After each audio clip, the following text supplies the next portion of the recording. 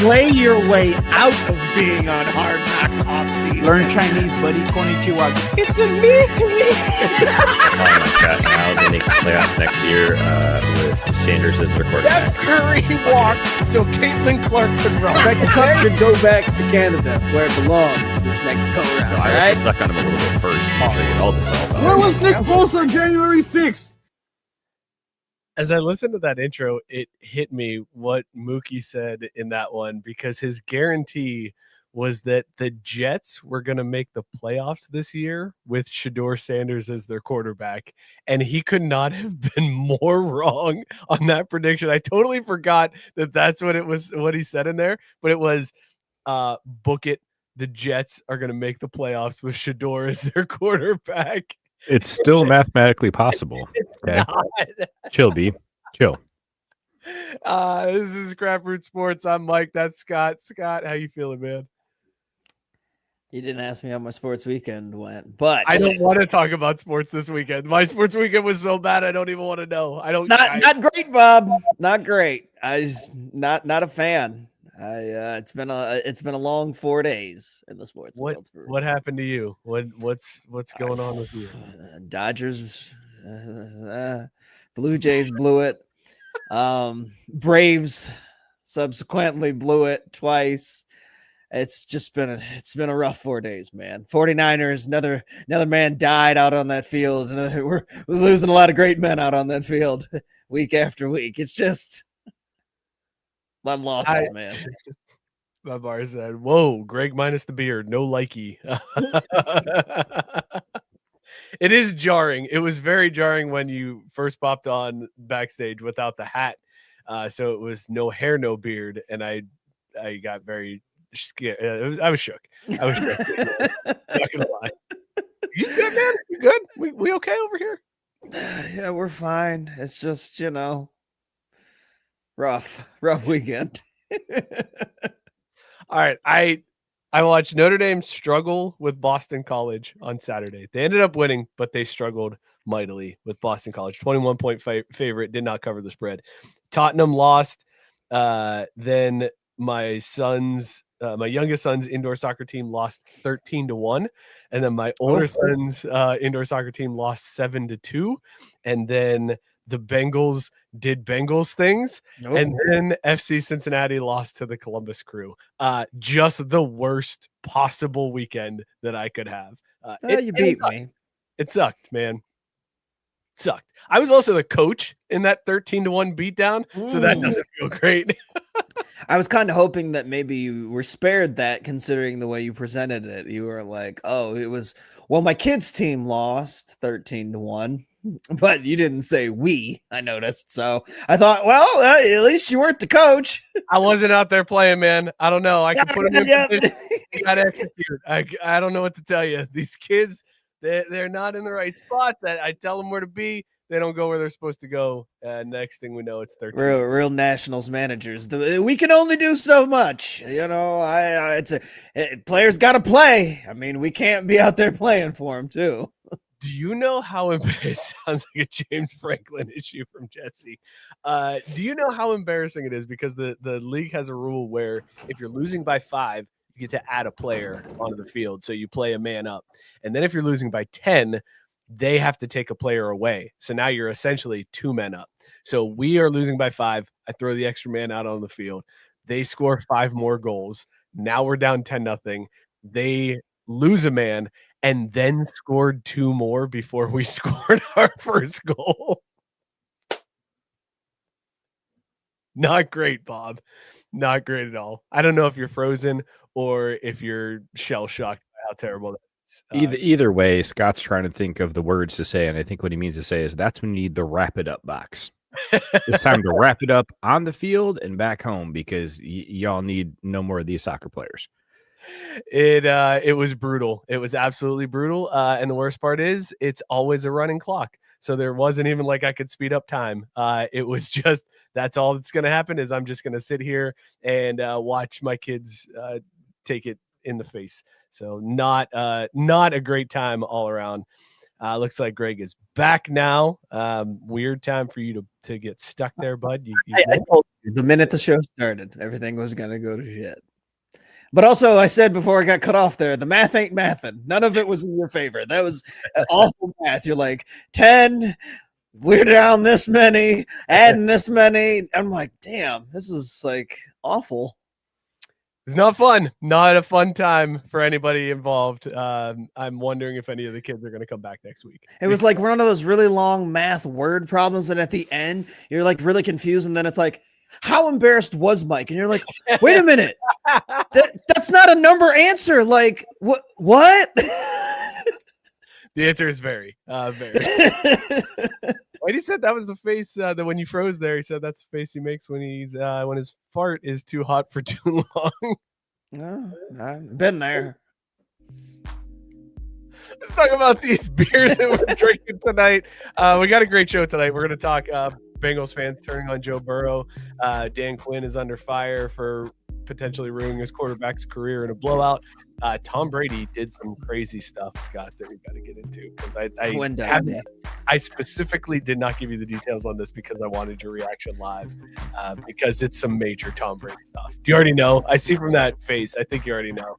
The text ruined it for you. Although I will say I didn't click on any details. I got the text and thought, that tracks. And then went back and was like, oh, it's in the rundown. That also well, at least you got takes ready to go then for us. Oh, I do. Even though it's over the weekend, we will talk World Series. We'll wrap that up because I want to know what some of your favorite moments were from the World Series. So we'll get to all of that plus tons more. Before we do, here are the beers that we are drinking tonight. As always, we rate them on Caesar scale, dog or no dog. Greg, what is in your mug tonight, dog or no dog? I am back with another venture from Urban Artifact. This week it is Aromancer, their poached pear fruit ale. And this one comes in at 8.3%. Pear, cinnamon, vanilla, clove, nutmeg, and ginger. So kind of sounded like a pear pie, if such a thing was to exist. Do they make those? I don't think they do, but I'm like, if you threw all of those things in a pie, it'd probably be delicious. This beer's a dog. I don't really. The funny part is, I thought for sure that the clove or nutmeg, like something was gonna like punch through there and kind of like not necessarily ruin it, but like dominate the flavor. Yeah, they balanced it perfectly. I taste pear and I taste vanilla. It's smooth. And at 8.3%, I have a feeling it's gonna sneak up on me because it's not very boozy, but it's a dog. I'm enjoying.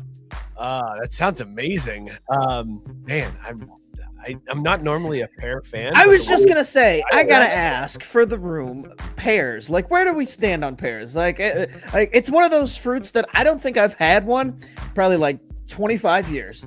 Dude, not that I don't like them. I enjoy a good pear. It is just not a fruit that I ever think about. I think the last time I had a pear, my mom cut one up for me. Like, that's how long it's been since I've had a pear. I'm not seeking them out at the grocery store. Like, it's not like, hey, babe, can you, when you go to make a run, can you get some pears? Because I need a pear. No, it's been forever. Tori. Yeah, is that Sammy Sosa? All right, Gabe, you know what you got to do now. Hit it up. No. That's let's amazing. not. Which version of Sammy Sosa though are we talking here? Like, what? With the lighting and the current hue, it's definitely trying to hide the white skin version. So, like, if we're going on ice cream scale, it's the strawberry version.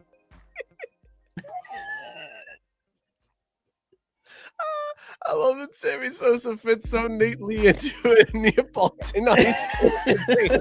That's the run that you have of Sammy Sosa's.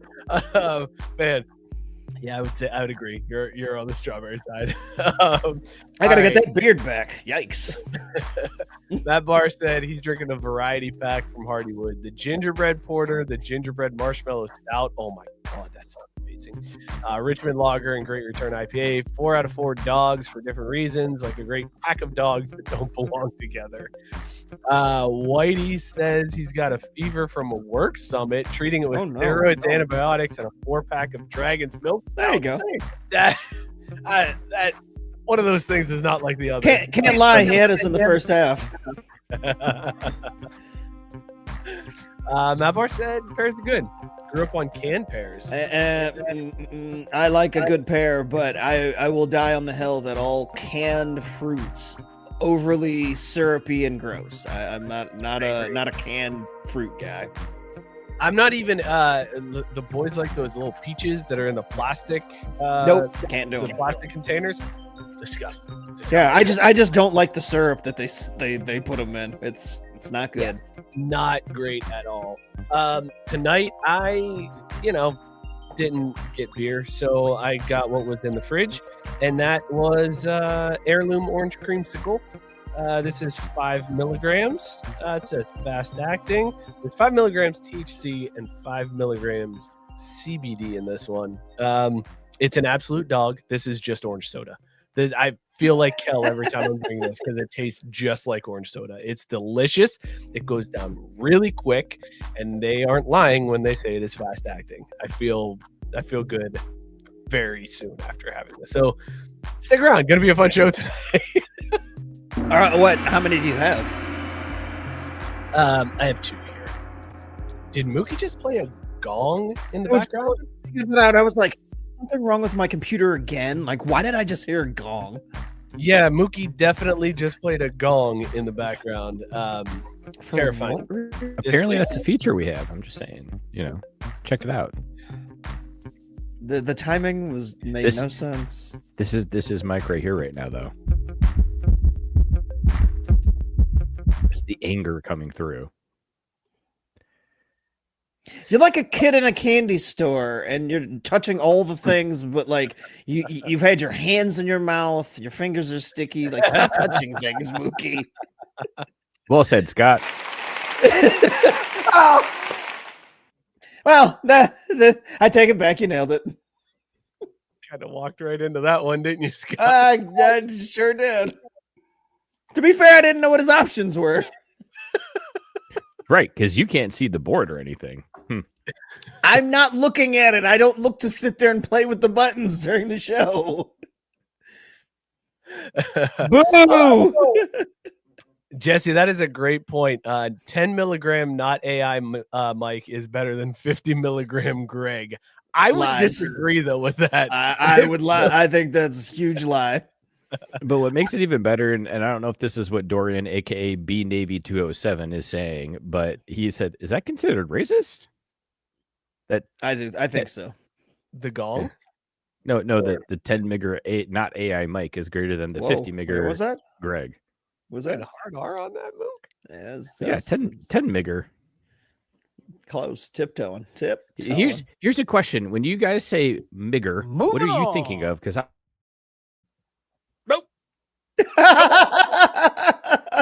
always make sure I think of the Russian fighter jet to make sure I don't stumble and say something bad. Thank you, Jesse. Mookie, you can't say that. That needs to be a drop that we have.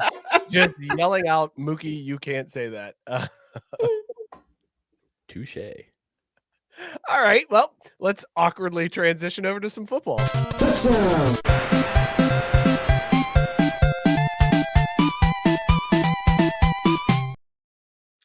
I had a meltdown Sunday, Greg, not just about FC Cincinnati losing to Columbus, but also the fact that the Bengals blew it to the Bears. The second week in a row that the Bengals score over 33 points and lose the game. Their defense is atrocious. All they had to do was get one stop, and they didn't. Now you got Jamar Chase calling out the defense. You got Chase Brown calling out the defense. Like, it's a train wreck in Cincinnati.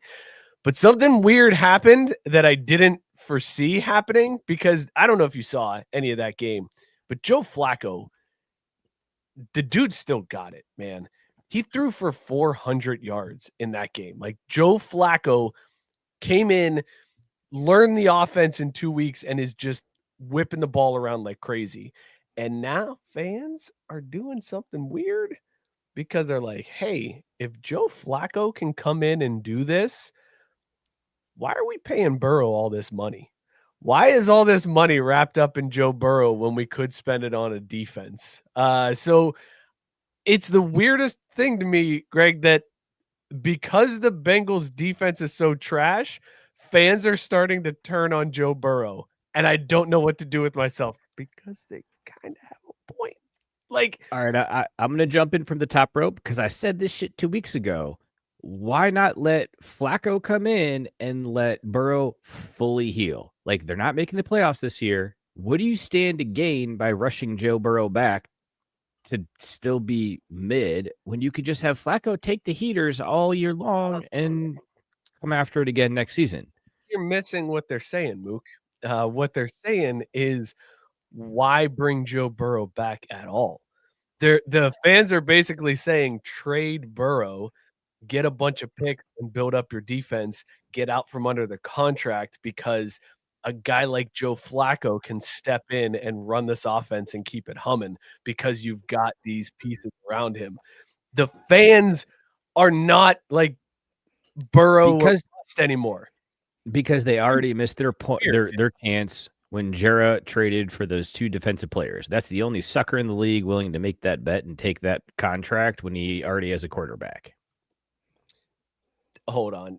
Greg, do you think that's right? Nobody would trade for Joe Burrow? No, that's absolutely false. There's Okay. there's at least probably 10. There's only about 10 teams that wouldn't be like pushing people over to do that, and 10 would be an exaggeration. I was gonna say like the Bills, the Chiefs, the Eagles, the Chargers probably wouldn't be rushing to get Burrow. Outside of that, who wouldn't do it, right? Like who wouldn't? There'd be quite a few teams knocking on Cleveland, quarterback. New York Jets. You can't. Well, he can't Raiders. Go to the Jets because they're waiting on Sanders. So that your prediction comes. You can't go to the Jets. I stand by my take. Okay. Greg, did you ever think you'd see the day where the Bengals fans turn on Burrow because of the defense? Question mark. Oh, not the defense specifically, but I guess this is entirely predictable because fans are goofy and they think it's like a 1-to-1. Like, oh, when everything's going horribly wrong or things are going in a certain way that you wouldn't expect, oh, why were we doing this all along? Why do we need to invest in A, B, C, and D if we could just do this other thing? Do you honestly think, like, ask yourself if you're a Bengals fan who's suggesting this stupid idea. Do you honestly think that if all things were equal and that this defense was ready to go, that Joe Flacco would be leading this team to like a Super Bowl? No, like this is all allowed to happen because of the like things, the way things are. Like people were like, yeah, it's Joe Flacco is going down. Like, and the Bears suck too. Like him throwing for 400 yards. Like, no, don't be fooled. God, I always hate when you have a franchise quarterback and people are like, yeah, look at this. The backup comes in and I mean, why are we paying the starter? Look at what this guy can do. It's the same thing in San Francisco. We got Mac Jones, man. Mac Jones. We should just. Why are we paying Brock Purdy? We got Mac Jones. People are dumb. People are so dumb. Don't fall for it, man. You have Joe Burrow. You want franchise quarterbacks. You want a franchise quarterback forever. You finally get one. Shut your mouths. It made me laugh because the other thing that people aren't thinking about is what wide receiver is going to want to stick around when it's like, well, I could be playing with Joe Burrow, but I've got Joe Flacco instead. So it's not like Jamar Chase is going to re-sign with the organization if Joe Burrow is traded away and a guy like Joe Flacco becomes the face of the organization. Like that's the other thing they don't think about is the pool that Burrow has. People just want to play with them. You know, these guys want to come and T. Higgins and Jamar Chase want to play with Burrow. They don't want to play with some other slackjaw douchebag that's just picked from the pack and thrown in the backfield. So that's the other thing that they don't consider. I get so mad at this goddamn fan base, man. Like it's so Ass backwards. frustrating. It's absolutely frustrating to me. Jesse asking, is Flacco getting him the ball? Who? He's getting everybody the ball, man. He had 2 wide receivers with over 100 yards on Sunday. Like the dude's doing great. Like Flacco's doing exactly what they asked him to do. The defense is trash, absolute trash, and I don't understand how people haven't been fired yet. But at the core of it is the idea that you'd be better off without Joe Burrow. Stupid, dumb, short-sighted take. And here's the thing, like, okay, so you get somebody in, you get an average quarterback in there who has to be better than Browning, because we've seen that Browning is dog shit to the point that they had to trade for Joe Flacco.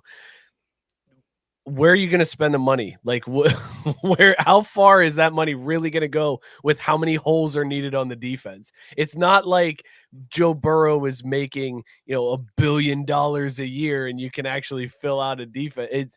He's well paid for a quarterback, but it's not like enough to build an entire secondary of guys who could tackle. Like that, I don't understand the logic that people are having with this, Greg. Like, it's so maddening.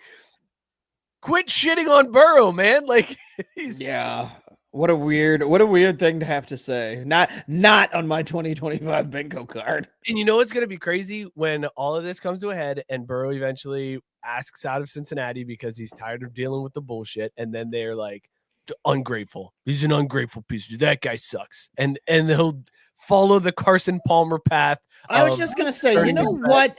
Aaron Rodgers ruined the whole Brett Favre arc by going to the Steelers. He was right there on the cusp. He had all the Infinity Stones, and then just decided, oh, I'm gonna ruin this for you guys by not going to finish my career with the Vikings. I'm all for the Carson Palmer replay. Like, send him to Las Vegas. Like, I like to see things play out like they already have. you just like the time is a flat circle. Yep, I love it. That was old as new again.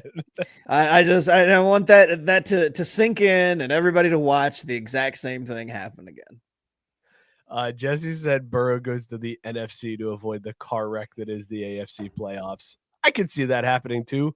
Like, just hoping for the easier path, even though it's not much easier over there, but at least you don't have like the ghosts of Patrick Mahomes that you have to get through in Buffalo. Whatever. I know these fans are going to chase him away now. Like, I can see it happening. The seeds are planted. They're going to chase Burrow away.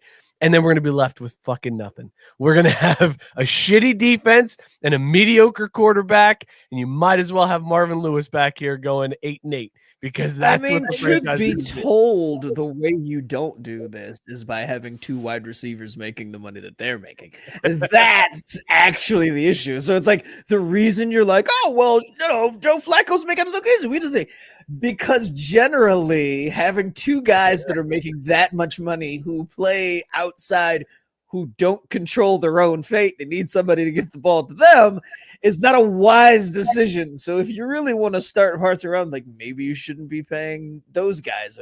Like, yes, maybe keeping Chase obviously as your alpha is a good idea, but maybe you shouldn't have been so worried about making sure you kept T. Higgins and paying him his money, because again, that kind of is a detriment to your defense.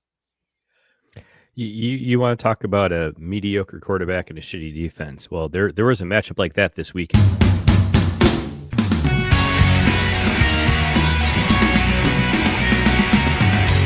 Why is this so fucking This is it. I don't know about. In the Craft Brew Dynasty this week, we had San Diego State, coached by Tony Gwynn, facing off against, that's right, folks, you guessed it, the Tulane Green Wave, coached by your one, your only, season the original. Shout out, our boy. It went down. Stay tuned. We got further highlights coming up. We've got further highlights. This man produced a preview package.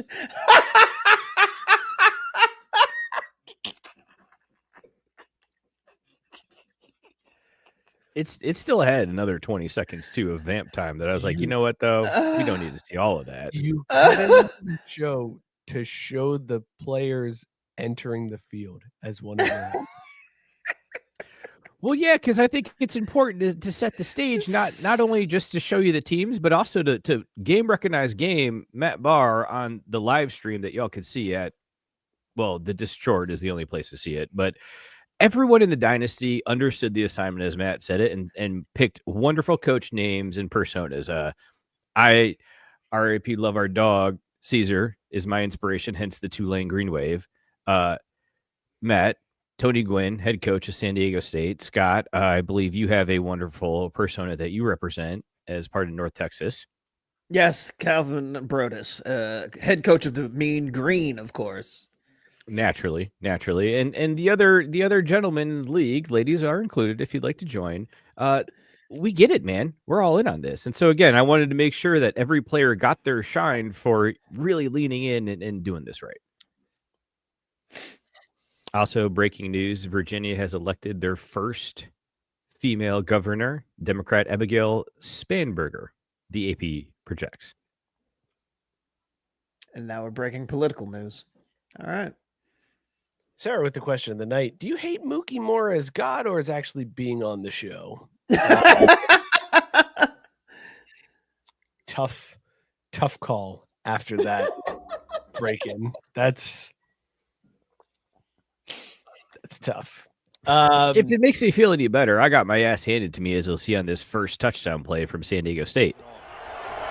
Second down after that run on the previous play. Pressure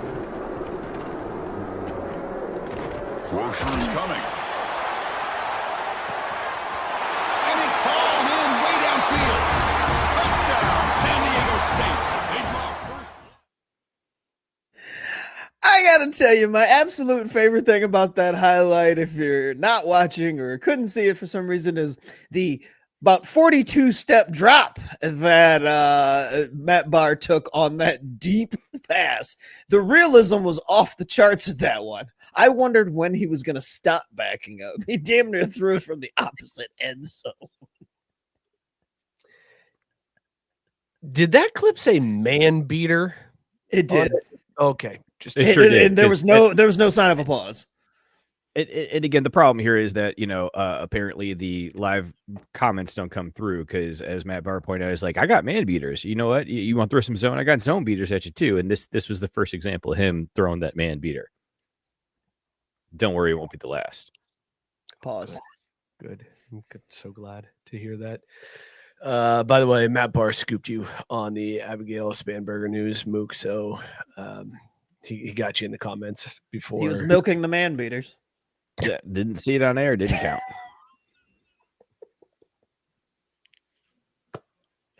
How about Dan Quinn? He's a little bit of hot water, man.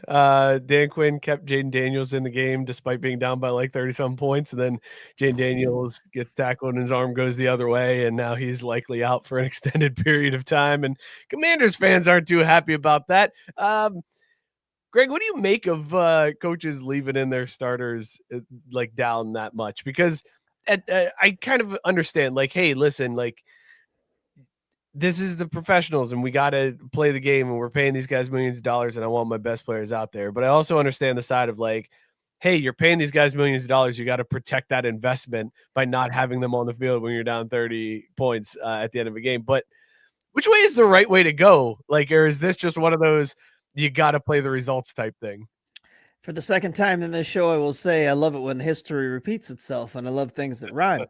When was the last time the Commanders had a slightly built black quarterback in the game when he shouldn't have been, suffer a horrific injury? Where have we seen that before? Oh, yes, RG3. I guess the Commanders want to RG3 themselves. Maybe this is RG4. I don't know, but I'm loving it because I'm like, oh, look, history is repeating itself. It rhymes. Dude, that was gruesome, man. I didn't watch it. I refuse. That's 2 weeks in a row between Jayden Daniels and Cam Scatterboo that I read the description. And I'm like, I have I'm not going to look at this. I don't want to see it. I did not watch the video, but scrolling through social media, I saw a still image of it, which may be worse. I think Yep. that's probably worse than actually Avoided seeing the video. Because if I saw the video, when I realized what it is before the tackle, I could swipe away real quick, right? The image you're swiping, you're just like, go! God damn it. Holy shit, that elbow's backwards. Okay, gross. I'm scarred forever now. We got to stop putting this on social media, people. We need to come together as a group and just decide no more posting. I heard they replayed it like slow mo too, like on the broadcast. Like, hey, and I'm like, why are horrific injuries like you? Hey, let's check that out again. No thanks, I'm good. Hey, I know you guys just finished up lunch, but you got to see this. Hold on, we're gonna freeze frame it right there. That's where every tendon inside his arm. There go the Commander's hopes and dreams for this season. Right at that very moment. It's like the Simpsons when they're going back and forth. Oh my God, you son of a! Mook, you're an asshole. I had avoided saying it until just now. Please get it off the screen. It's off. I'm good. Thank you. There. I got it off there. Mook, that wasn't cool, man. Like, I know we joked. That's not that bad. I'm like, I'm mad that you're playing the clips. That one was not cool, man. That's not that bad compared to Cam Scadaboo's ankle, or I don't know, one of them. Please don't show Halloween Cam's costumes. ankle. Like I said, I heard that broke through the skin. I'm good. Thanks. I won't. But did y'all run into any clown costumes over Halloween? Because there was this one kid running around the neighborhood, and I'll give him credit because he lived it up. He acted the part, like he was being the full on character. But he had one of those like sound effect boxes that just, nah, man. I don't have a problem with clowns, but I did with that one. Are you trying to compare a little kid dressed up as Pennywise to what you just made everybody look at on this screen? Is that what you're trying to say? Like, I don't like those kids dressed up as Pennywise, but I'm gonna put Jayden Daniels' busted elbow up for everybody to see. Is that what you're trying to claim here, Mook? Sure.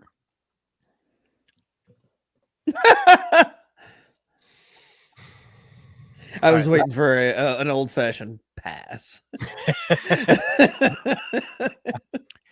But what's even worse than that is when I swear to God, EA fucks you like nobody's tomorrow. I know it didn't pan out, but the most important thing is he didn't turn the football over. When they screw you with this field goal kick, look at this shit. There was nothing wrong here. I hammered this kick button here, and then I hit it again here, but it registered as if I did nothing and kicked this shit way wide right. I have a bigger problem with that than I do Jayden Daniels' arm, Cam Scadaboo's ankle, or a kid dressed as Pennywise with a sound effects box. Looked like a kicker might have indulged in a 50 migger before launching that one.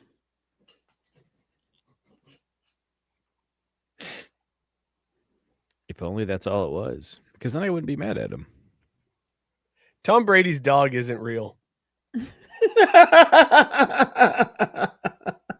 The story is picking up steam, and it's gone pretty viral. But apparently, Tom Brady's dog, he has announced, revealed, is actually a clone of his old dog that he had with Gisele. There's a company that he went to that extracts the DNA from the elderly dog and then creates a clone of the dog and then gives you the clone afterwards. So Tom Brady's dog is a clone of the dog that he had that died in December of 2023. I want to know, Greg, is this the most bougie story you've ever heard or the whitest? Because it could be both. It's very possible to be both, that this is the whitest thing ever to clone your dog and keep it going after it passed away. But it also is like the richest thing I've ever heard as well. Like, is it both? Is it both the richest and the whitest thing that you've ever heard? Yes. I mean, yes. Only white people would get the sense of I can't live without this dog, or I love this dog so much I need to clone it. And also, I can have somebody do that, huh? I bet it costs a lot. Doesn't matter. I'm gonna have somebody clone my dog. That's so weird. It's so weird, man. I wouldn't want that. I've also seen Multiplicity, and I understand that the clones are always a little bit off from the original until eventually it's like the clone that's way off the scale and he's walking around talking about eating dolphins or something. Like I'd be worried that I would get the Pet Cemetery version of my dog if I tried to clone him. Like, this one is like the nice sweet dog, and then I clone him and it's Cujo, and now I'm terrified for my life because this dog is like, why won't you let me die? Just let me die, and claws my eyes out in the middle of the night. What the fuck, man? Like, this is crazy. Good thing Bad News Kennels never got their hands on cloning tech. Huh?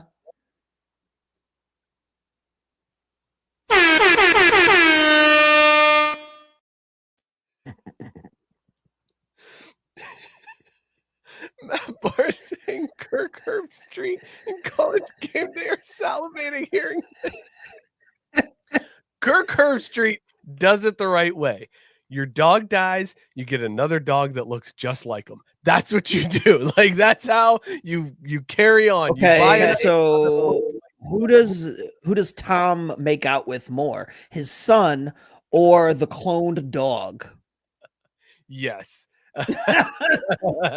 Fair answer. Like, son, get in here. This is gonna be a three-way now. We're gonna all get in on this one. What if he was like, I want to clone Gisele, but can you take out the gene where she bangs a taekwondo instructor? Like, it's like turning into Jurassic Park, like taking little parts out, adding things. Like, I want you to clone my dog, but also make it shed a little bit less. Like, let's splice some things up here. Like, I have to make it real rich. Like, you come in and there's like a menu, so it's like, well, we've got Gisele here. Like, let me swipe left on that personality trait. Let me swipe left on that. Ooh, I'm gonna pay a little extra. Add this. Let's go full on with it if we're gonna do it. Like, I want a bevy of options. What would be the choices you would make for your dog? Like, if you're cloning it and you can upgrade some of the stats, like it's basically becoming just a Madden create a player where you can the different stats. Like, I gave him a 99 overall in speed. This little shit's fly. He's fast as hell. Hey, if I get to choose from a menu, I'm picking this. I'm ready to go crazy because the Celtics are going all the way. Oh no! Oh shit! I got an AK and AR. That was gonna be my pick. Whoops. Also, a 99 on cleaning up its own shit. Like that. I mean, if I'm going to clone my dog, I'm going to make sure that it has the ability to clean up after itself, right? You can just see the dog going out with the Kroger bag. Don't worry, I got this one. Like, why's it got to poop at all? Why don't you? Yeah, if you could do it, just the dog just doesn't have to shit. Never eats, never shits. Actually, that's even better. There you go. Whatever the stats that I have to bump to make it the cheapest thing possible to own, that's what I'm doing. Like, this dog will never be sick. I don't have to get shots ever. Yeah, there you go. Like, those are the stats I'm bumping up. Also, I'm making the farts smell good because there is nothing worse because I got a little dog and he curls up right in between my wife and I, like right by our heads at night, and then he'll rip ass at like 4 in the morning. Imagine waking up to the smell of chocolate cake. You're like, dog farted again. I'm going back to sleep. Get over here, buddy. Yeah, that sounds dope. I like that idea too. I like that. Get in here. All right. Stop sniffing the dog's ass. Moving on. Tom is somewhere watching like it ain't so bougie now, is it? I'm just saying, like, before PETA gets us, y'all, like, if Peter's watched this far, they would have gotten me for the bad news kennels comment. it's fair.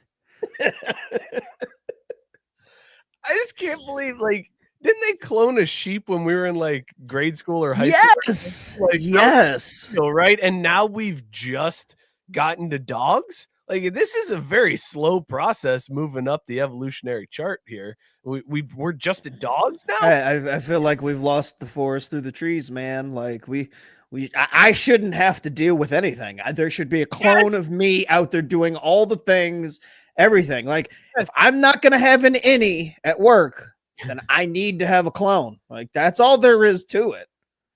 It's literally the plot to Multiplicity. The guy's like, I got too much shit to do. There's too much on my plate. Let me get a clone, and he'll go to work, and I'll get to stay home and do like things around the house. And then it's like, well, the guy at work is also, now I need help with the things around the house, so I need time for me. So I'm going to get another clone, and he's going to handle the stuff around the house. So I got the clone at work, the clone at the house, and I get to go do me and do my things. That why are we not there yet, man? Michael Keaton masterpiece. That's such a good movie. Dog did my dishes last night. Best clone dog ever.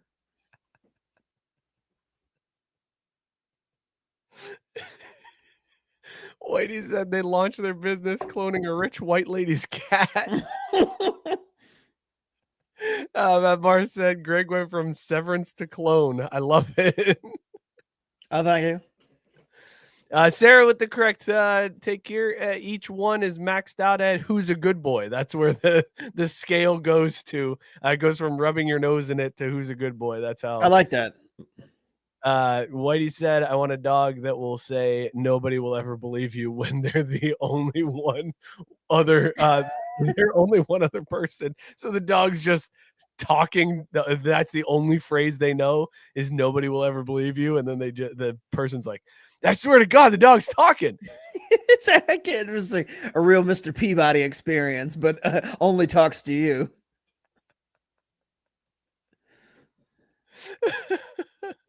Yes, Jesse, until you clone yourself down to a mentally disabled you and you smash your wife like it's her first time. He had the line too. There it is. She touched my peppy, Steve. Oh, such a good movie. Such a good movie, man. Bar is on board with Whitey's plan to just use cloning technology of a dog to just mess with people. And he says it would be hilarious. NFL trade deadline was today, Greg. Less interesting than a clone dog. Hence it being second on the pecking order. Josh Gardner got traded. Sauce Gardner. The Colts gave up 2 first rounds for Sauce Gardner. I think I think every trade deadline that isn't Major League Baseball is everlastingly disappointing. It's always names. And then there'll be like 3 deals and it's for a bunch of guys that you're like, what? Okay. Yeah, let me go back to sleep. So whatever, just another NFL trade deadline in the books. That nothing really exciting happened. Logan Wilson went for a 7th round pick to the Cowboys. Come on. Jerry Jones said it reminds him of Leighton Vander Esch. What? Awesome. I don't care about the trade deadline because my team never does anything at the trade deadline. So I don't give a shit. I don't care. There's a big trade at the deadline like once a decade. And since CMC is already with San Francisco, that was it. That was like it. That's all we're getting for the decade. Like that was your big trade. Let's see in 10 years. Like otherwise, there are no big names that move at the NFL trade deadline, like ever. I think we've got our first college football playoff rankings of the year, Greg. I think it just came out. No kidding. All right. Yeah, we gotta. Now we gotta get these. Holy shit, this is huge. The full college football top 25. Here we go. Number 1, Ohio State. Number 2, Indiana. Number 3, Texas A&M. Number 4, Alabama. Number 5, Georgia. Number 6, Ole Miss. Number 7, BYU. Number 8, Texas Tech. Number 9, Oregon. Number 10, Notre Dame. Let's fucking go, baby. Number 11, Texas. And number 12, Oklahoma. Woo! That's crazy. Notre Dame sitting at 10. Didn't you say college football playoff poll? Why did you just read the AP? That's the college football playoff rankings. That's what I'm looking at. That's very rare that those are so aligned, Mook. I realize Matt Barr that Sauce Gardner and Quinton Williams are big names. But we all know that like skill position players, that's like what's always talked about, like running backs, quarterbacks, wide receivers, like those are all the names that get thrown about that like get people excited. And then, Sauce Gardner is a big name, but it's not like nobody's like, man, that Colts are in now. They locked down that cornerback spot.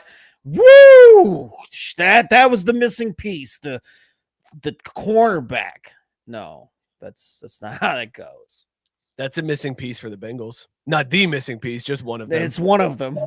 The Bengals team is basically like a puzzle that you found at your grandma's house that's been sitting in the basement for 30 years. And you're like stuck there for the night and they don't have cable. So you're just like, well, I guess I'll do this puzzle. So you spend like hours putting together the puzzle. And then you realize that half of the puzzle is from the wrong puzzle and some of the puzzle is missing completely. That's the Bengals roster right now.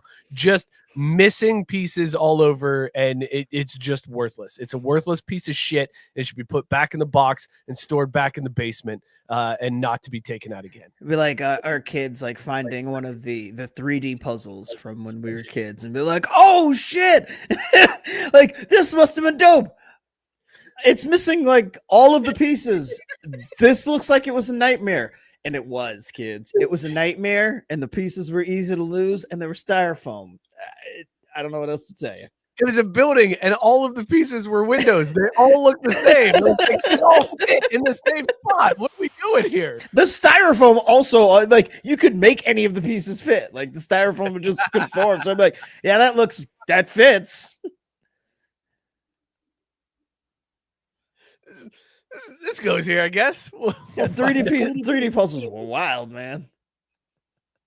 I forgot all about 3D puzzles, man. You just unlocked a core memory. I remember we had the giant like Capitol one. Like my family put together like the Capitol.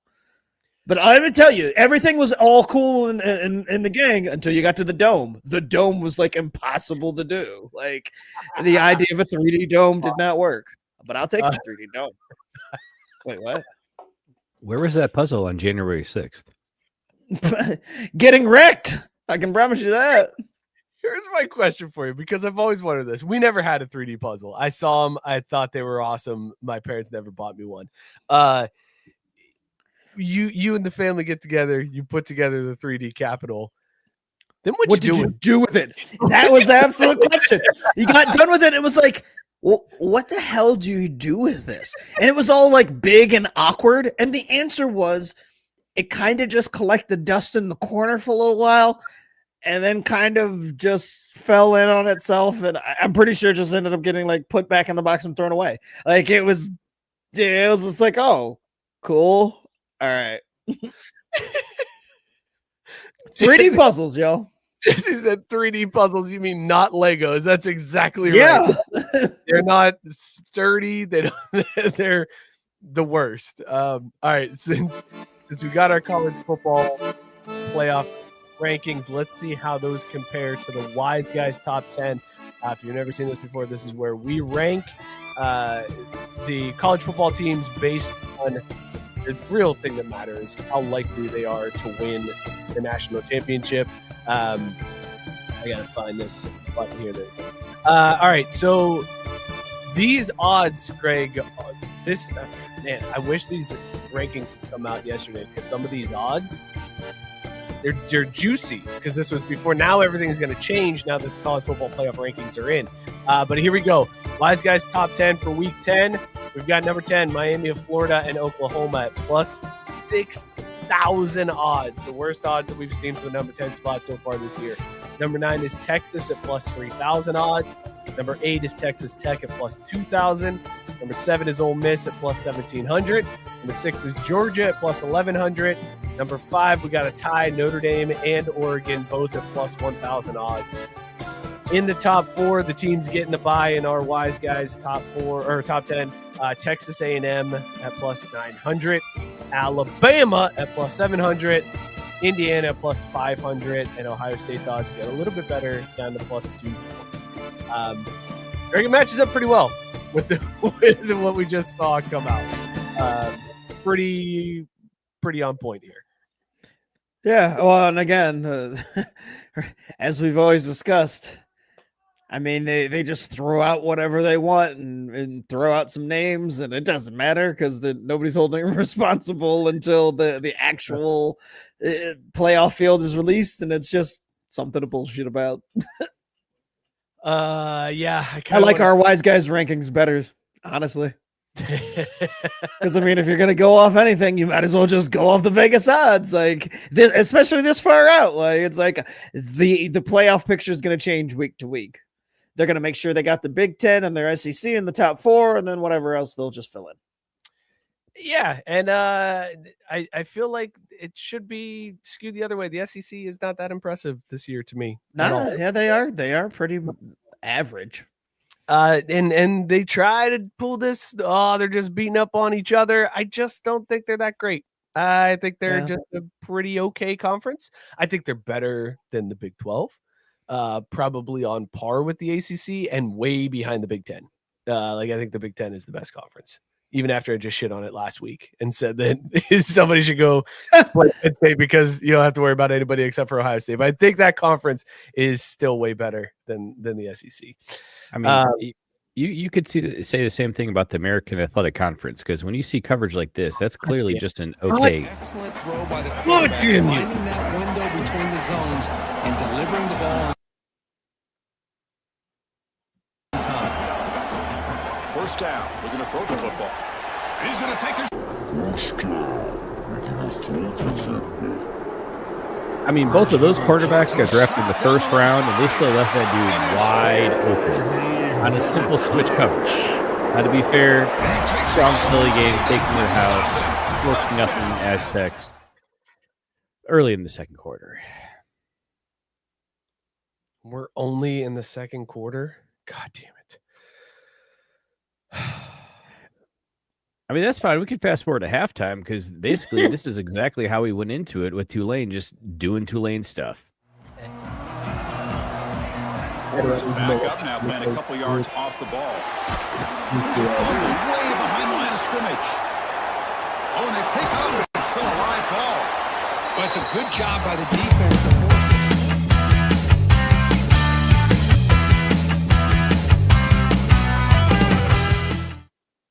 I'm sorry. Did that possession time say 46 seconds? Yep. Yep. 46 seconds. And 2 touchdowns. Mm-hmm. So Barr ran 3 plays on you all half, and it was winning 14-0. Yep. Basically. Mm-hmm. Wow.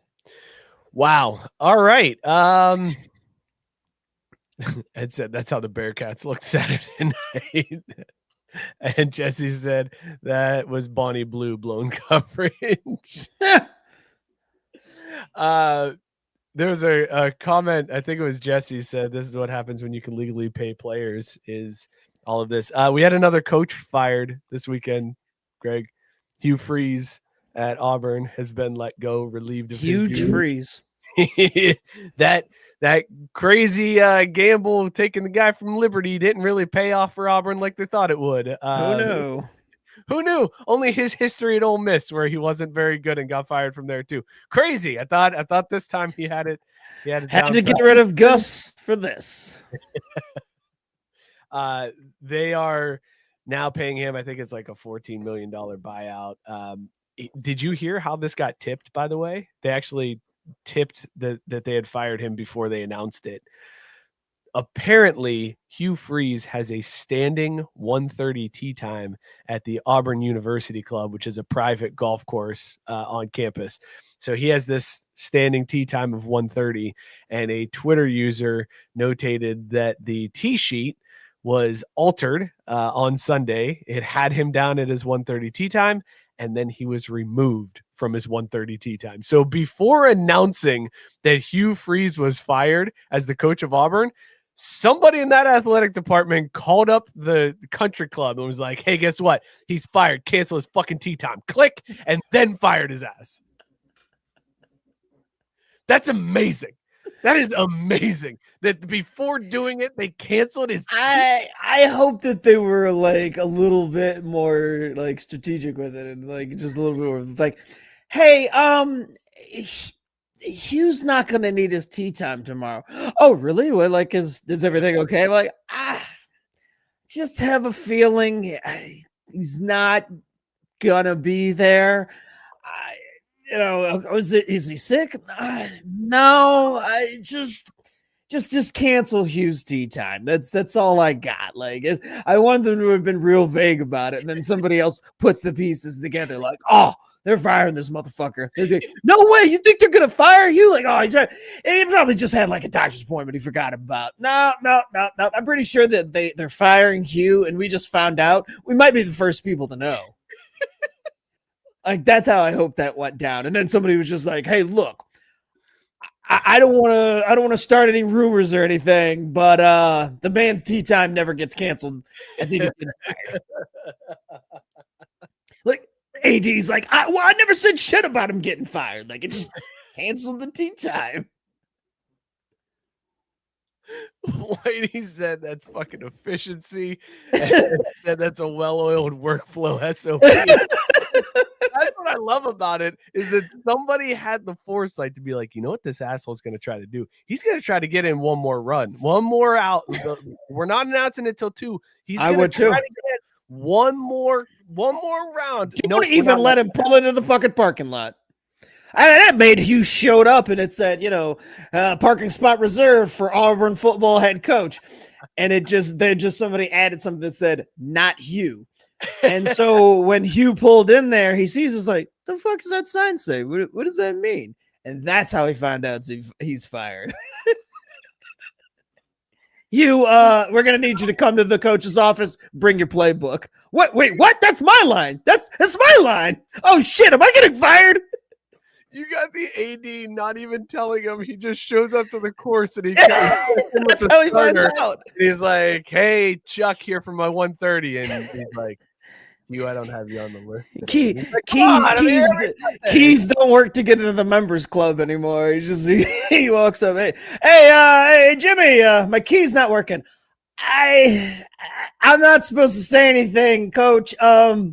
You might want to talk to your boss. I don't know, man. I just work here. Like, I gotta talk to somebody about this. My clubs are thrown on the lawn instead of in my locker where they're supposed to be. I'm gonna roll for this. Yeah, I don't think they are, buddy.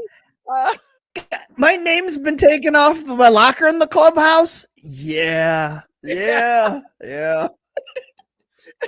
is kind of weird, huh, Hugh? He opens up his locker. There's just a red card hanging from the top of it. He's like, oh no. Yeah, I like to think that's I mean, if I was an AD, you'd like have a little bit of fun with it, right? Like, I mean, there's all sorts of like safeguards like that they don't want it to get out like this and make it awkward. I say lean into the awkwardness. Screw it. Oh, it's the best. That's amazing. Well, with Freeze's firing, that puts the total number of coaches' salaries that are being paid to not coach since the college football playoff started in 2014 at $1.04 billion with a B.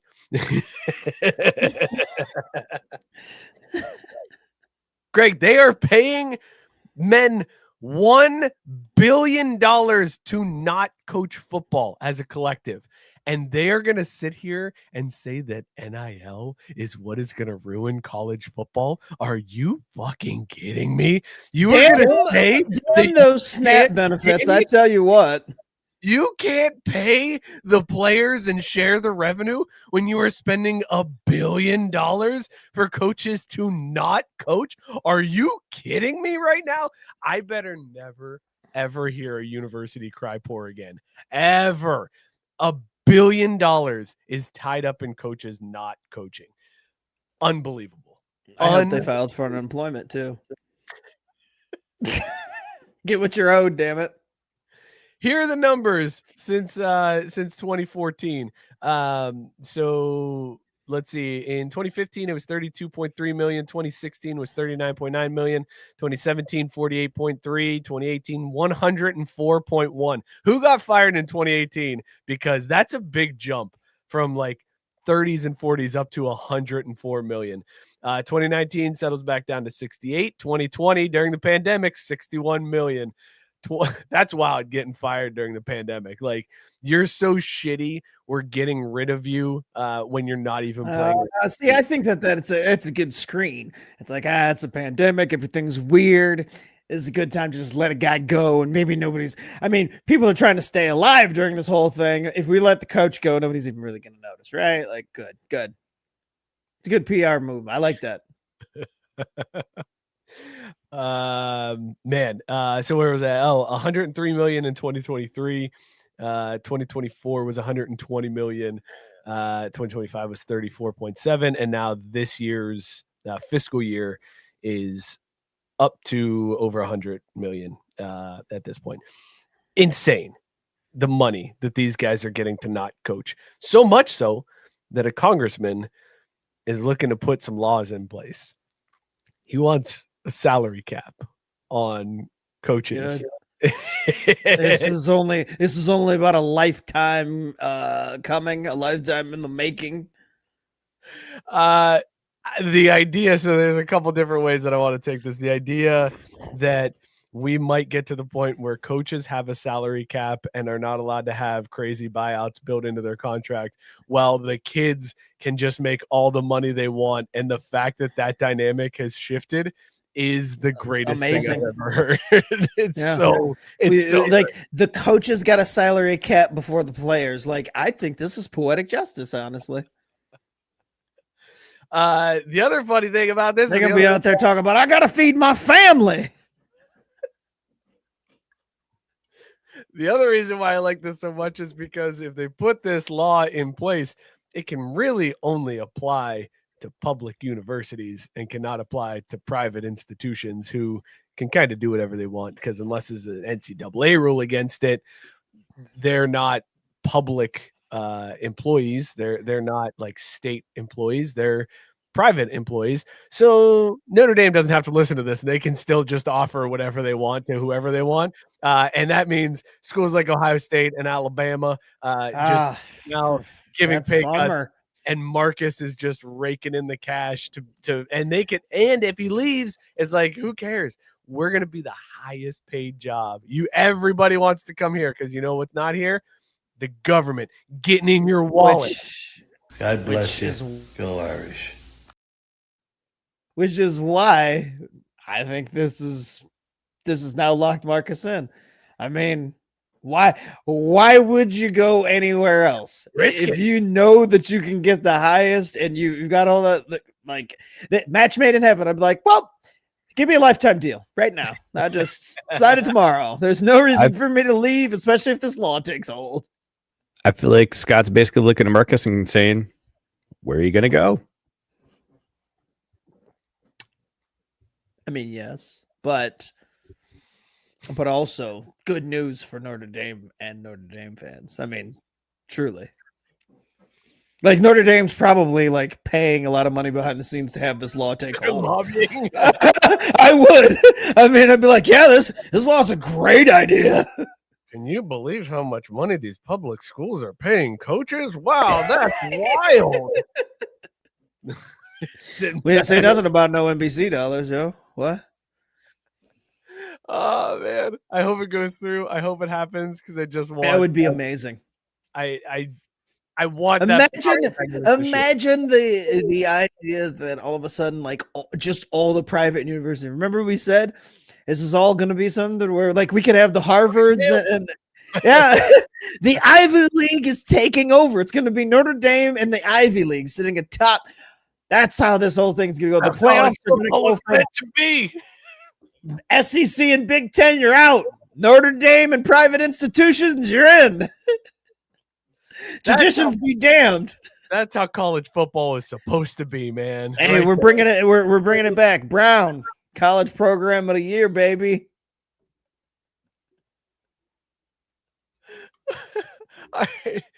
Get ready for Yale Notre Dame for like 6 straight years.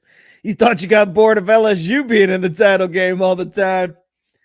You ain't seen nothing yet, baby.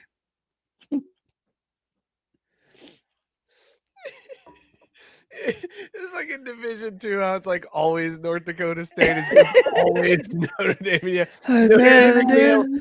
I'd long for an Ohio State Alabama national title game like the good old days. God, it's Notre Dame and Yale again. Fuck. Oh, I know. I thought Harvard was gonna do it this year, though, man. Harvard was that 3 seed. I thought they had it, man. I thought Harvard was gonna glock it in. I guess there's always next year. We put too much emphasis on the value of the coach. Nobody gives a shit as long as the players are getting paid. It don't matter. Like it's because it's gonna be like these amazing coaches at the Ivy League schools and at Notre Dame, but all the players are still gonna be going. I can't bring any guys in. I don't know. I can't win, man. There are restrictions here. Scott said, "And Northwestern wins the Big Ten again." There you go. I want to. Is Vandy private? Vandy is private. I think. There you go. They're about to dominate the SEC. Are they private or are they like a Miami university? Yeah, they're private. They are Vandy. That's what I thought they were. There it is. They're doing this well without those restrictions in place. Vandy's about to. It's over. It is over. Vandy's going to be a new dynasty. I want to get, since Scott was chiming in the comments, we have 2 ScottSki 45 stats of the day. I didn't label these, so I don't know which stat is which. So let's go with this one first and see what we hear on this one. Here we go. For this week's ScottSki stat of the day, I've got 3 from the World Series for you. Number 1, Will Smith caught a record 73 innings behind the plate in this year's World Series, with the 2 extra inning games going 18 and 11 innings. No one has ever caught more innings in a World Series. Number 2, Yoshimuro Yamamoto, your MVP, pitching on 0 days rest for 2 2/3 scoreless innings in the final game, became the 14th pitcher to win 3 games in a single World Series, and first since Randy Johnson in 2001. Jesus. Finally, according to the metric championship win probability, which calculates how likely a team is to win after a certain play, we saw 4 of the 15 most important plays in baseball history since Game 7 of the World Series. Feel free to discuss all 3 of those insane stats, guys. Have a great week. Wow. All right, let's do this right. Let's get into baseball here officially. Here's the pitch. Oh, shit. That blows my mind, and it validates what I felt watching that series, because in the moment I was like, I am such a prisoner of the moment because this is the greatest World Series I've ever seen. And now to hear those stats, it's like, now that was kind of the greatest World Series I've ever seen. Like, that is insane what we just witnessed in a series that we thought was going to be a blowout. Like, everybody thought the Dodgers were just going to walk in and walk all over Toronto. So the fact that it went 7, the fact that we saw the lead changes that we saw and the craziness, Greg, that's easily one of the best, right? Yeah, it's pretty good.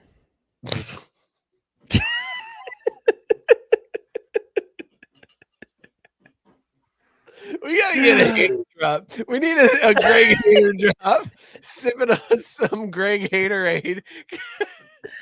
No, it was good, and I think those stats are wild. Thank you, Scotty. the only one of those that I was aware of prior to Scott dropping that knowledge on us was the catcher one, because they made a point to bring that up late in Game 7 that Will Smith had caught the most innings, which is crazy to think that, because of the extra innings and him being the only catcher seemingly on their roster. Because he's such an important hitter to the lineup, and obviously hitting the home run in Game 7 proves it. But the other two just are nuts. It was a really great World Series. I hate to admit, because the wrong team won, but to quote the Toronto announcer, I don't give a shit. The better team didn't win.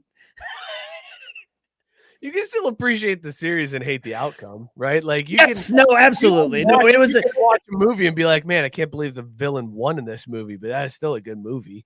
Yeah, but I like the villain winning sometime, but not in this story. I did not. I wanted the good guys to win. The villain did win. This was not for me. But no, I mean, wait, couldn't you argue the good guys did win because the trophy came back to the States? I mean, you didn't really want Canada to have their national because pastime, the good did you? guys. Yeah, I wanted Canada to win. We've been over this. I told my brother after the series, and I was very emotionally invested in it. This is the most I've wanted a team to win the World Series, not named the Braves, since 2001, when the Diamondbacks pulled off the defeat of the Yankees in Game 7. And so this, I couldn't imagine, is what it would have felt like, although way worse, because it was within the Yankees, a team that I absolutely can't stand, having won that World Series with Jeter and all those bastards. So I guess if you gave me one, I got the one that I truly would want. But man, this one was the first one that got my emotions like, damn, this really sucks. Like, I felt bad for the Canadian fans and the Blue Jays in general. So speaking of the one, I got something here for you about that. If you play a clip, I swear to God. My main question was, so ScottSki said that there were 4 of the biggest plays that swung things. Am I wrong to assume that was all of the home runs in Game 7? No, 3-run jack. I would put the ground rule double in Game 6 is up there as one of the ones that swung everything. Yeah. I thought he said they were all in game. Well, Scott, you clearly did the research. Chime in the chat here, and if you don't mind, what were the 4 plays? If we're just talking Game 7, then I would say the play at the plate when Rojas went home and they reviewed to see if he was out, and he was out by like the smallest of margins. That had to be one that swung things pretty heavily in the Dodgers' favor. You know, let's do this right. Let's play the clip. For this week's ScottSki stat of the day, I've got 3 from the World Series for you. Number 1, Will Smith caught a record 73 innings behind the plate in this year's World Series, with the 2 extra inning games going 18 and 11 innings. No one has ever caught more innings in a World Series. Number 2, Yoshimuro Yamamoto, your MVP, pitching on 0 days rest for 2 2/3 scoreless innings in the final game, became the 14th pitcher to win 3 games in a single World Series, and first since Randy Johnson in 2001. Finally, according to the metric championship win probability, which calculates how likely a team is to win after a certain play, we saw 4 of the 15 most important plays in baseball history since Game 7 of the World Series. Feel free to discuss all 3 of those insane stats, guys. Have a great week.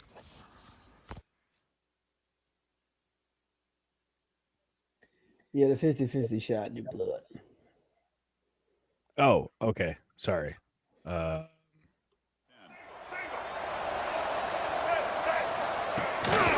going to run it. Matt gets the carry. Rollers all the way to...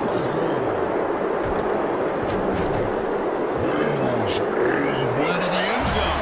Touchdown, San Diego State. Chris, I know the back's going to get a lot of attention for this touchdown, but I was focused on the offensive line. You had 5 guys working.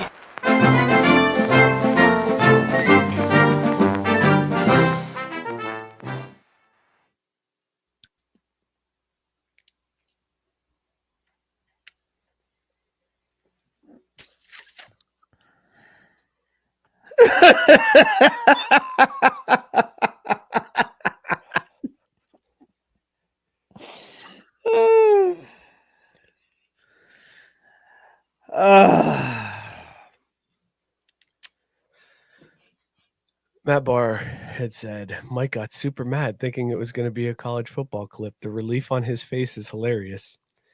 If I could only reverse time and just go back to that moment when I was feeling like relief, and then this happened. So anyway, Scott had two different ones. Let's not play the same one again. We'll get to the other one here. It's not. I don't think the other one is not baseball related. So we'll get to his other stat here shortly. But I did want to talk to you about those moments in those games, Greg. So let's do a little sip, chug, drain, pour here, because there were some amazing moments that did swing things in the Dodgers' favor in particular. So sip, chug, drain, pour, these three moments from the World Series. The ground rule double in Game 6, where Dodgers get to just throw up their hands and be like, it's stuck. I can't get it. Sorry. And the ump just like, sure, you can't grab that ball that's right there. That's a ground rule double. I get that that's the rule, and I understand that that's what they're taught to do, but it's such bullshit. It's such bullshit. It's so bad that even like old Mets managers are like, you got to be fucking kidding me. So that's one. They were all Game 7. Okay. Betts' double play, Will Smith home run, the Rojas home run, and the say it for me. Andy Pages. I always want to. Yeah, that's what I didn't want to be. I didn't want to. You didn't want to be a Mookie. I know the name, but when I see it, my brain goes Pages, and I don't want to be. It's me, Pages. All right, so ground rule double in Game 6.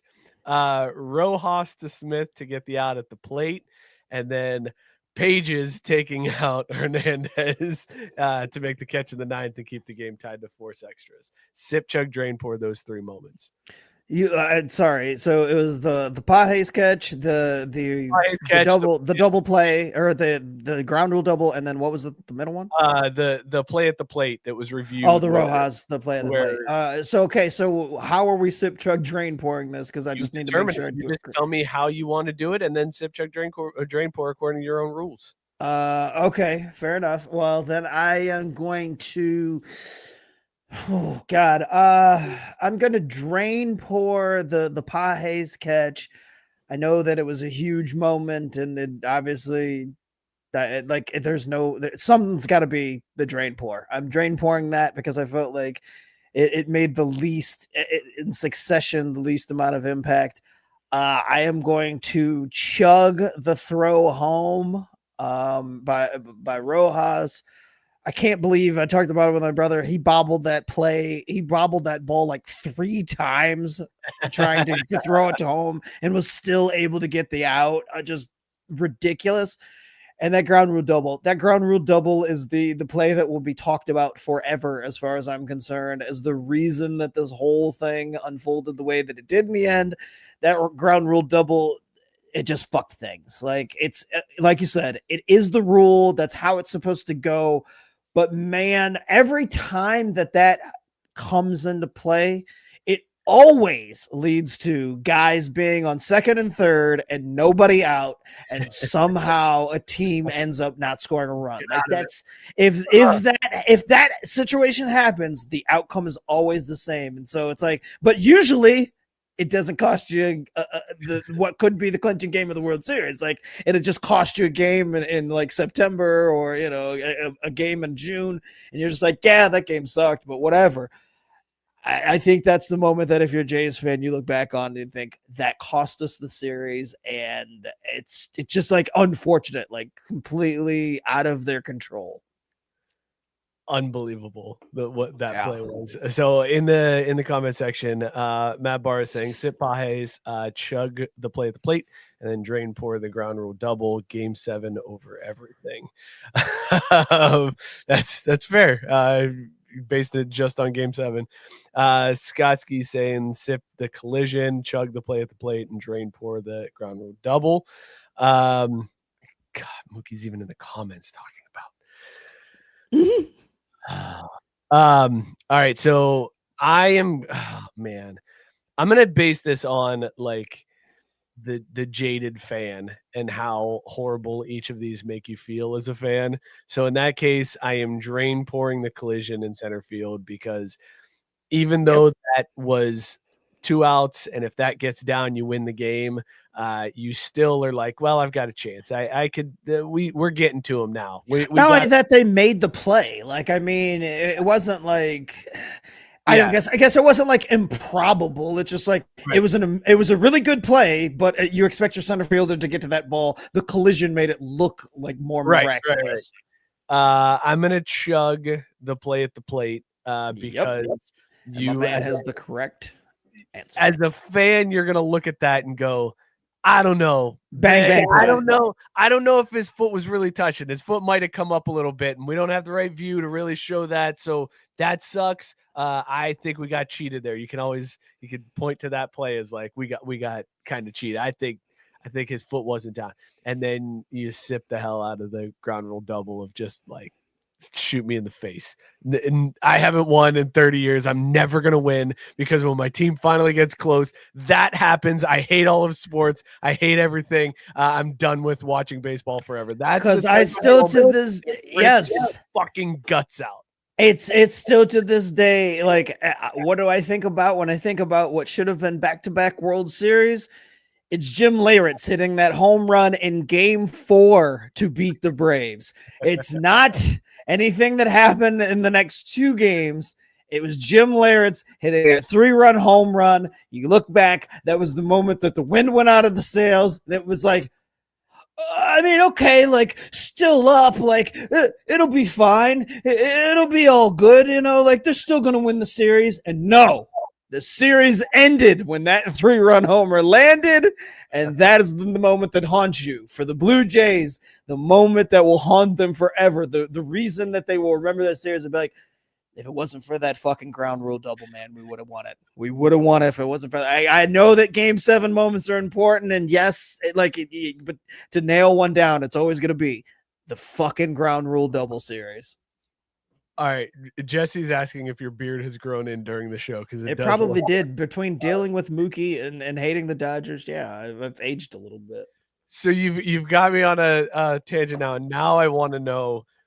It's a new sip, chug, drain, pour of gut-wrenching moments that didn't cost the World Series at the time. Don't do it, man. They ended up losing. So we're going to go with the ground rule double. We're going to go with the Buckner play. And even though it wasn't the World Series and it was an NLCS. The Bartman. Those are moments that didn't lose the series, but lost the series. Yeah. Okay. I'm going to drain poor Bartman, because I still blame Alex Gonzalez. If you know, Alex Gonzalez is the reason why Bartman even happened. I will go to my grave like, poor Bartman. He takes undue heat. He did what any of us would have done. Reach for the damn ball. It was instinct, man. I'm drain pouring Bartman. I am going to then chug the ground rule double. And I mean, when you let you got to sip the Buckner play. I mean, the ball going right through your legs, the little league shit. Like that moment we still remember it. Like, and why do we remember it? Because you're just like, everybody knows you got to get your glove down, man. Yeah, you got to make that play. I'm going slightly different. I am going with drain pouring the ground rule double just for recency bias sake. It hasn't had the long enduring sting of the other two. It will get there in time, but as of right now, it's just the latest in the list. Then I'm going to chug the Buckner play. It's brutal, but it's an error. Errors happen. Like that happens in baseball, especially in a big pressure situation. boots happen, man. It's nothing more than just an E3. It'd be no different than somebody throwing the ball too high or whatever. Like, yeah, now see, I got a problem with this because Aaron Judge is over there somewhere like, see, yeah, right, man, errors happen. Like my thing in the World Series wasn't that embarrassing, right? No, it was fucking embarrassing. We don't let you off the hook for the Little League shit. I'm not saying it's not embarrassing. I'm just saying don't just say errors happen. Not all errors are created equal, damn it. Look. If it's a play you reasonably think that you could have made, it's horrible. Just saying, errors are more common than fan interference, so it gets the chug. Because to your point, Aaron Judge just had a big error that cost his team the World Series.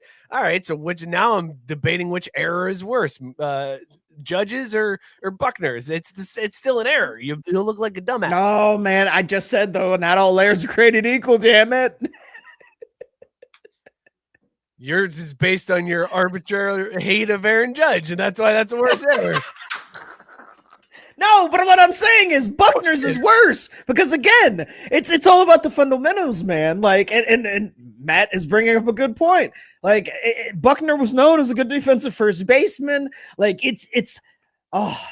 I mean, people will make fun of you in Little League and be like, "Hey, I got Bucknered," like to like 6-year-olds. Like, nobody's gonna be like, "Oh man, he got Bartman." Do you know why? Because that doesn't happen. That's like a 1 in a million type thing. That's why that's so worse. No. If you were a cursed club like the Cubs were at the time, and that 1 in a million thing happens to essentially cost you the series, that's the worst thing in the world, man. But back up. What led to that?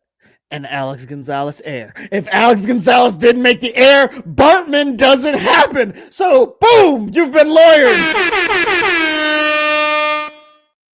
I hate that Mookie had the air horn prep. That's such bullshit. He's never that good at timing. That's because I had the boo this man prep for you, but Scott jumped in to catch and point out that it was an error that led to the Bartman because you got to get off that. All Cubs fans need to get off Bartman. They really do, man. If that shit went 4 inches further out, it's a foul ball back to the plate. Like it was the NLCS. What's not to say they don't get their asses swept in the World Series? Like, no doubt. Get out of here. Back off Bartman. It was an NLCS. I prefaced it by saying I know it's not the World Series. Matt Barr is saying, and he's right, it was the headphones that did. I mean, that's fair too, but at the same time, like Buckner was still able to live in Boston. I think Bartman had to move. Like that changed his fucking name, dude. He was tormented over that. Buckner cost the city of Boston a World Series, and yeah, they didn't invite him back, but he didn't have to go into hiding.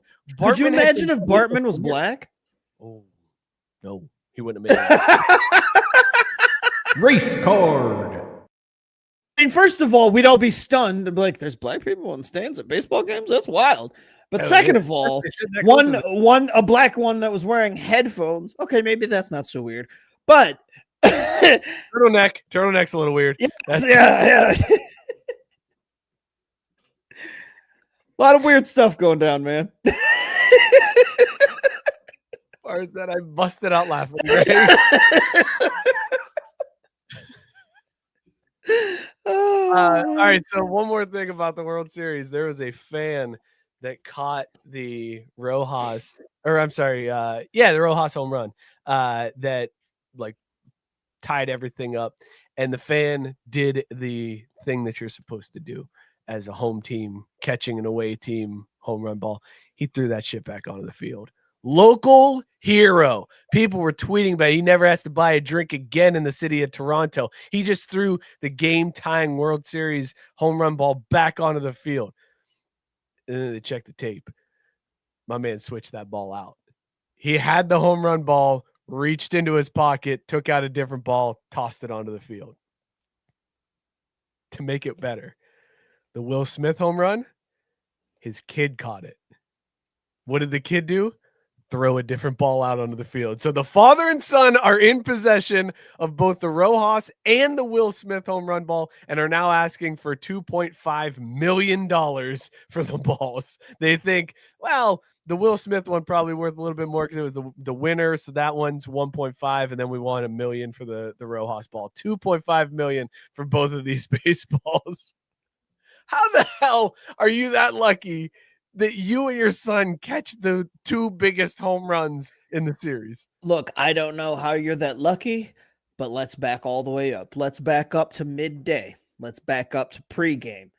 The moment that father and son were about to go to this game. Son, we're going to this game. There's a 1 in a billion chance that we could catch a ball that could earn us life-changing money. And what we're going to do is you and I are each going to have a ball. Because, hell, who knows? Maybe both of us will catch balls that could afford us life-altering money. And if we do, in that moment, I need you to understand, son, that what your father is going to do is the same thing that you're going to do. You're going to have this ball in your pocket, and you're going to be ready to toss this one back out on the field so that we can secure the money, because there's 2 things here: pride of being the home team, but also getting paid. All right, getting paid on 3. 1, 2, 3, getting paid. And then they... Oh, he backed it in. We're going to overtime. And then they go to the game and get paid. Like, how great is that? Like, it happened twice. That's amazing and incredible. Like, I wish I had the foresight to be like, hey, I'm going to bring an extra ball to the game, because you never know. I might have to throw a fake ball on the field. That is genius. Hat tip to this man and his son. Father of the year. Jesse's saying it's an incredible tinfoil hat you have there, Greg. This isn't a tinfoil hat. That actually happened. That man had 2 baseballs on him. That's what I'm saying. In the event, he had to throw a baseball back. It is the most amazing foresight of all time. This might be the greatest baseball fan there has ever been. He's like, I'm going to keep the fan pride of them all thinking that I threw it back on the field, but at the same time, I'm getting paid. This is the Major League Baseball equivalent of, excuse me, I did what? Oh, I forgot that was on the bottom of my card. My bad. What happens? Okay, so let's play this out a little bit differently. What happens if this does, your plan goes through? You catch the home run ball, you swap it out, and you throw the other ball onto the field, and then the guy behind you taps you on the shoulder. He's like, hey, man, I saw what you just did. If you don't cut me in on this pay, everybody in this section is going to know what you just did. And then just blackmails you for half of the money for the value of the ball. Where are we at? Are we in? It depends on where we're at. Like, what stadium are we in when this happens? And I'll tell you how my response is going to be.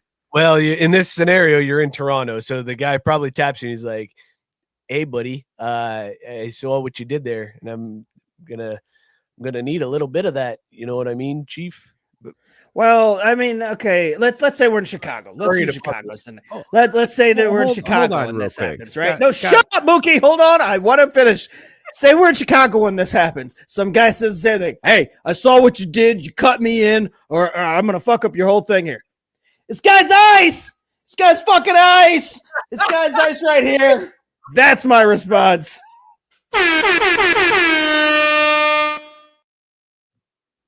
You try to get me, I'm going to one-up you.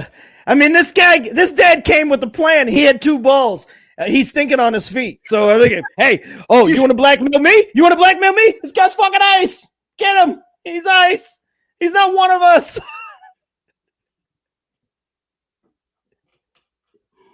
I like that as part of his pregame pep talk to his kid, too. And if anybody says anything about what they saw, call them ice as loud as you can.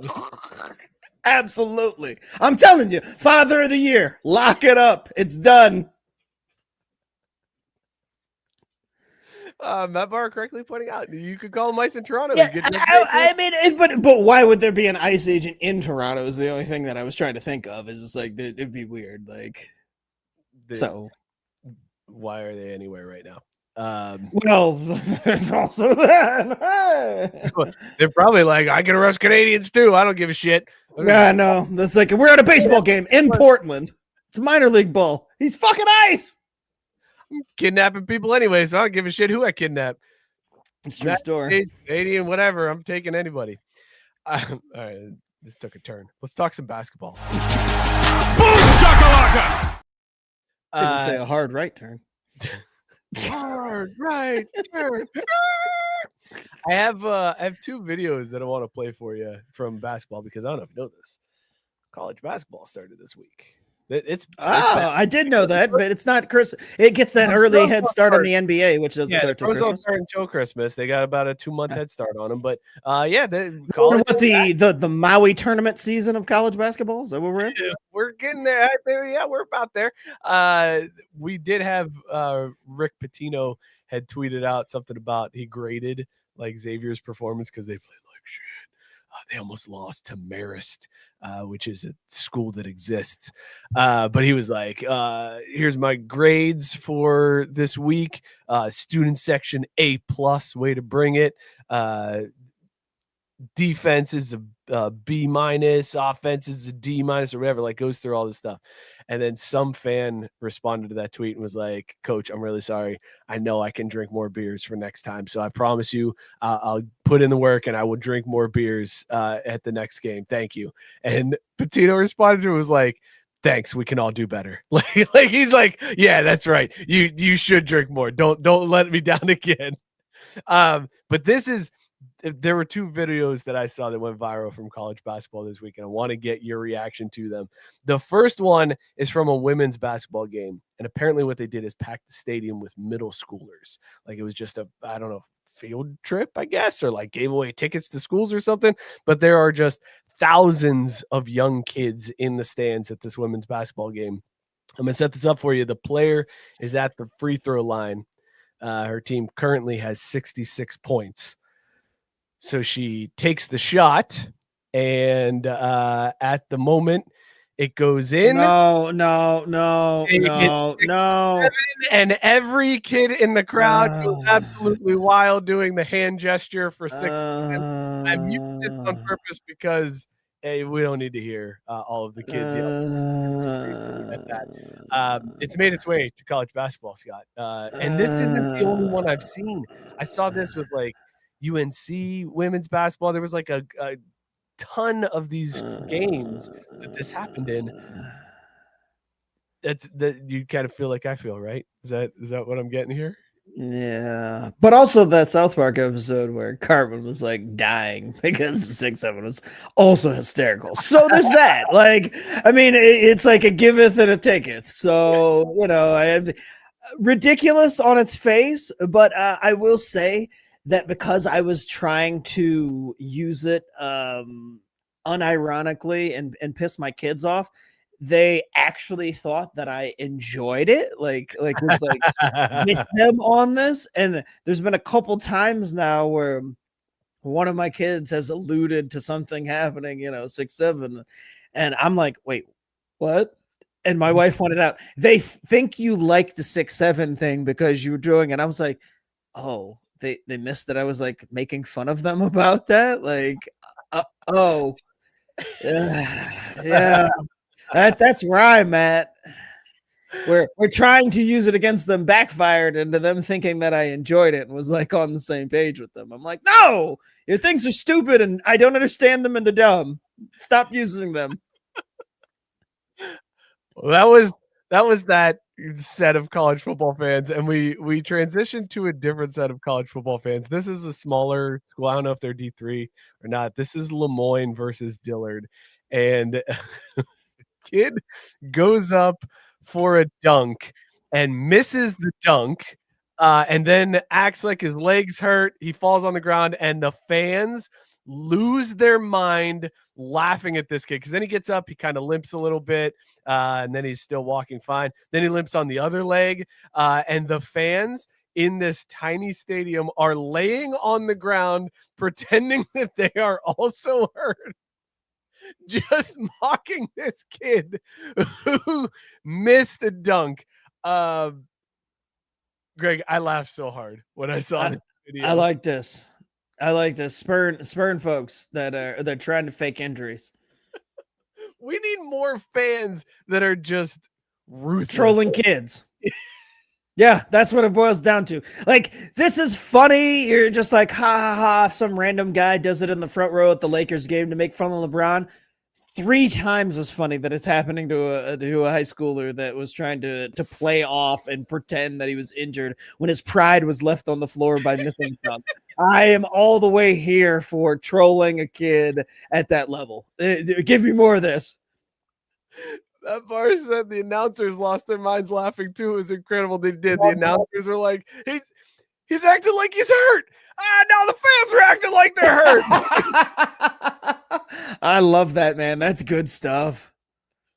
Oh, it's fantastic. All right, before we get out of here, let's get Scott's other stat of the day that the one that Mookie didn't play. Provided. This is the other ScottSki 45 stat of the day. If I'm not mistaken, hold on. Give me 1 second before I play this here, just to make sure. I can buy you. I muted him. I knew that there was going to be a pause in what you were doing. As soon as you said, hold on a second, I was like, he's going to chime back in. And I'm like, I waited for it. I saw the thing unlock on the mute. And I'm like, nope. Boo. Sorry, Mookie, I couldn't resist. We're going to talk hockey. But hey, as they say in hockey, let's do that hockey. Here's ScottSki 45 stat of the day. For this week's ScottSki stat of the day, I've got 3 from the World Series for you. God damn it, Mookie! I didn't touch shit. That was all him. I didn't touch anything. Boo! What happens when you don't let the produce, Mike? Boo. You know what, though? That was actually kind of poetic. Tulane taking to the house. They say no to moving the chains.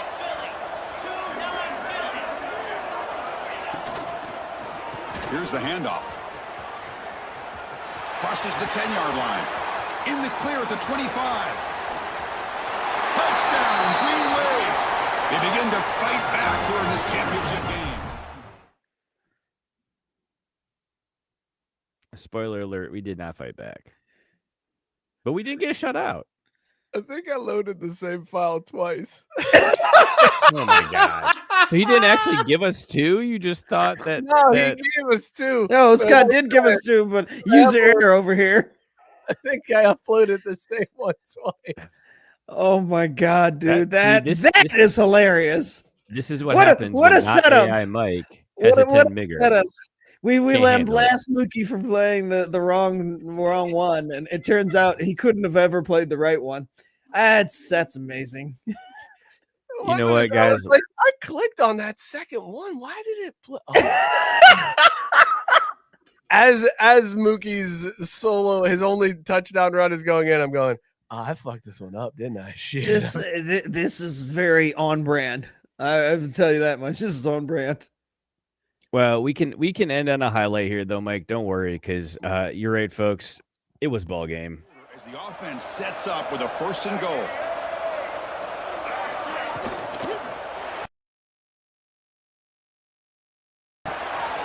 It's the running back in the flat. Touchdown, Aztecs. This offense really clicking.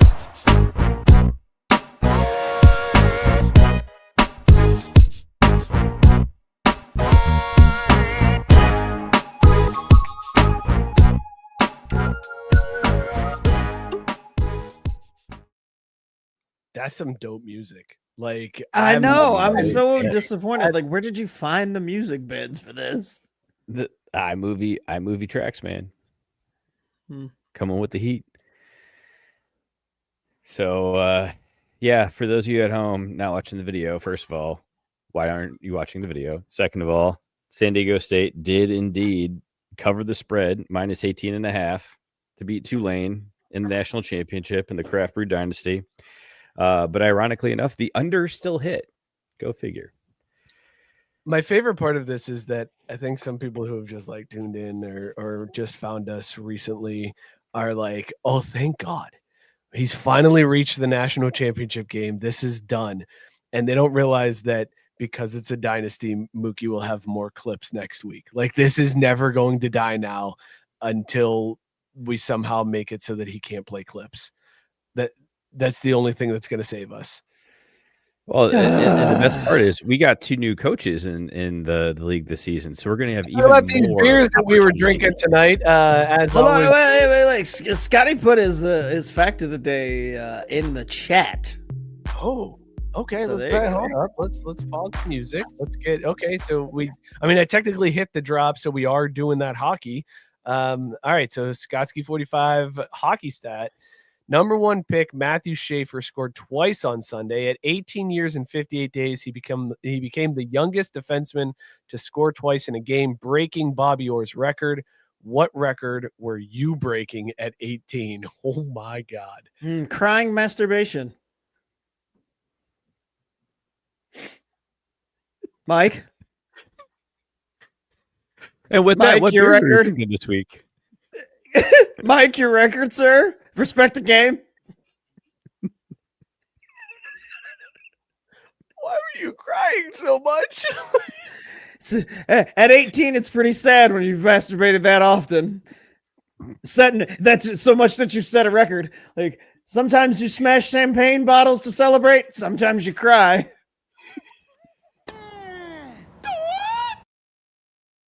I set the record at 18 of the fastest time going from the favorite child to the most despised once I went to college, and my dad was like, "Oh, this kid's a fuck up too. Never mind. I thought I had one. Guess I'll move on to one of the girls." So that was my record, just the fastest decline in sibling rankings in history. Crying masturbation. Let's talk about these beers we're drinking. Speaking of crying masturbation, play the Feeding the Duck song. This is beer recap. This is beer recap. I've thrown Mike all the way off. We've never introduced it like that. This is beer recap. Flustered. Being masturbation being thrown out there and then yelled at me to respect the game and come up with better than that on the spot. I dibs on crying masturbation. You go now. Try to top it. Nothing is funnier.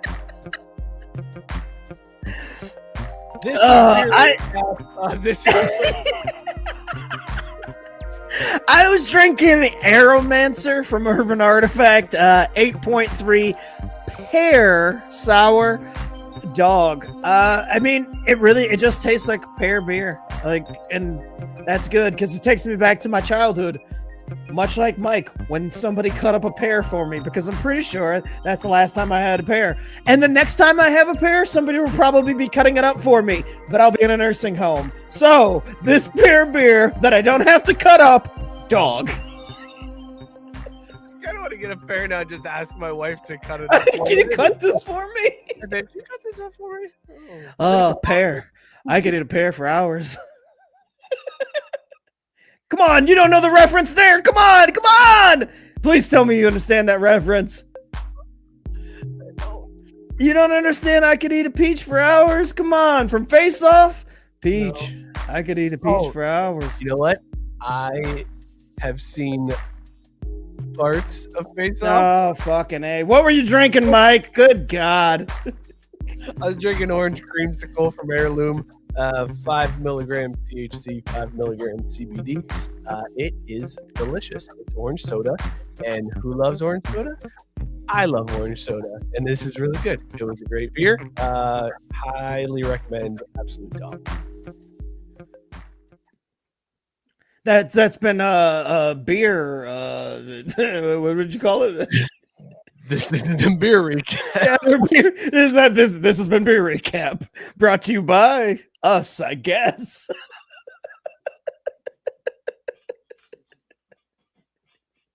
Sarah's dropping politics news for us. Apparently, J.D. Vance's brother lost to Apple. Hell yeah! Thank you, Cincinnati. And then Mom Donnie won too. So wait, what?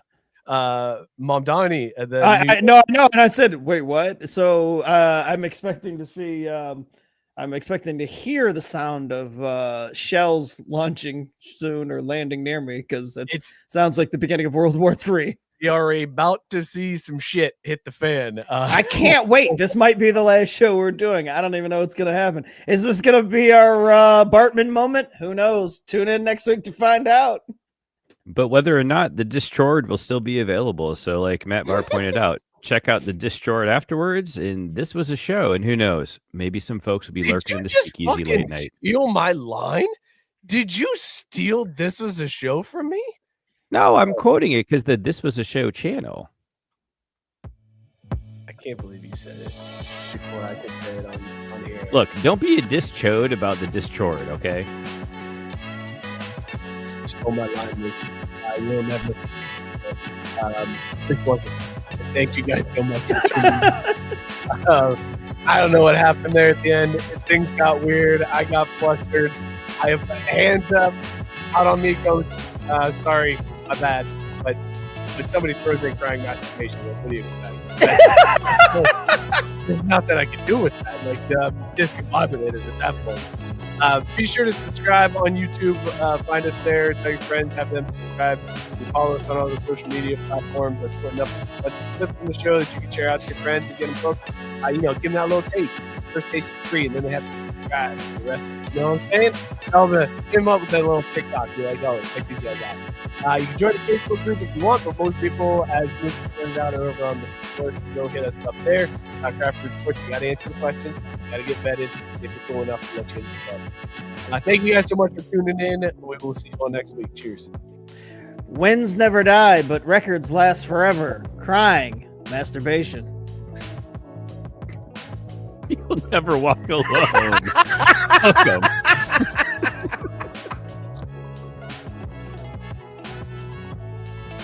You don't worry about the no's. You only worry about the yeses. The no's determine your future, not the yeses will come.